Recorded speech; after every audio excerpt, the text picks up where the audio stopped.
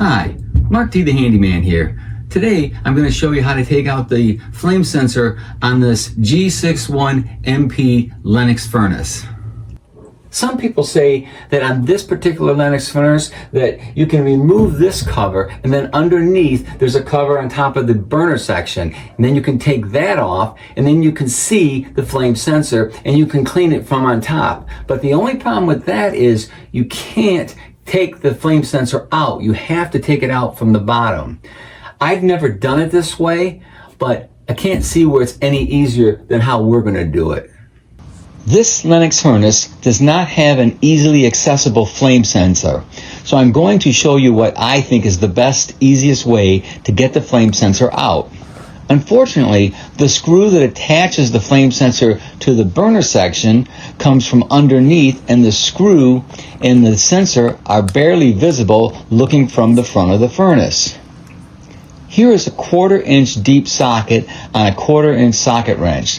That will actually fit in the space that is allowed, but getting your hands back there and trying to get the 1/4 inch metal screw out is very difficult. Because of the visibility restrictions, you pretty much are blindfolded and cannot see the screw or the flame sensor. So because of this physical and slight restrictions, we are going to take off this combustion air T-assembly, which will mean we will need to use our 1/4 inch nut driver to undo these 3 hose clamps that hold the rubber T in place.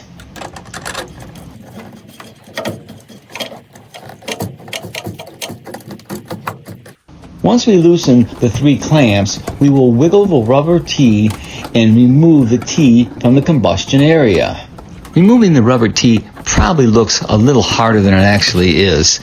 You need to just kind of wiggle it and move it and just pull it out to the front of the furnace. Now we are going to take our 1/4 inch nut driver and remove the screw that holds the flame sensor in place.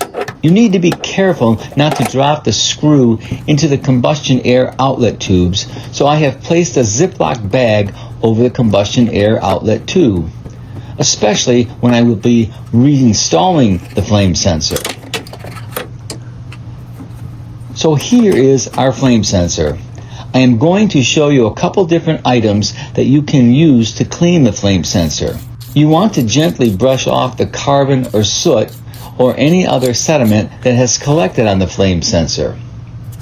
In the past, I have also used a piece of sandpaper. Some people even recommend a dollar bill. You do not want to use anything harsh on the flame sensor, just something that will gently clean the flame sensor. Checking and cleaning your flame sensor really is a yearly maintenance task that might keep you from having your furnace go down on the coldest day of the winter. Okay, let's reinstall the flame sensor. As you can see, I still have my plastic bag on top of the inducer motor. I am going to put the screw in the sensor hole and then move the sensor up to the burner section. Next, I will feel around until I get the screw started.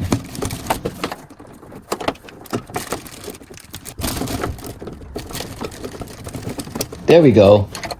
We got it.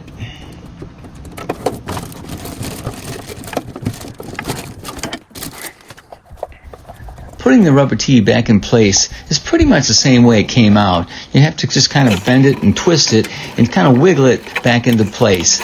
It's a little bit more time consuming trying to get the rubber T back onto the pipe, but it is what it is. It's not that difficult. And once you're done, tighten all the clamps up, and then at the end, I'd say double check them to make sure that they're tight, but not too tight.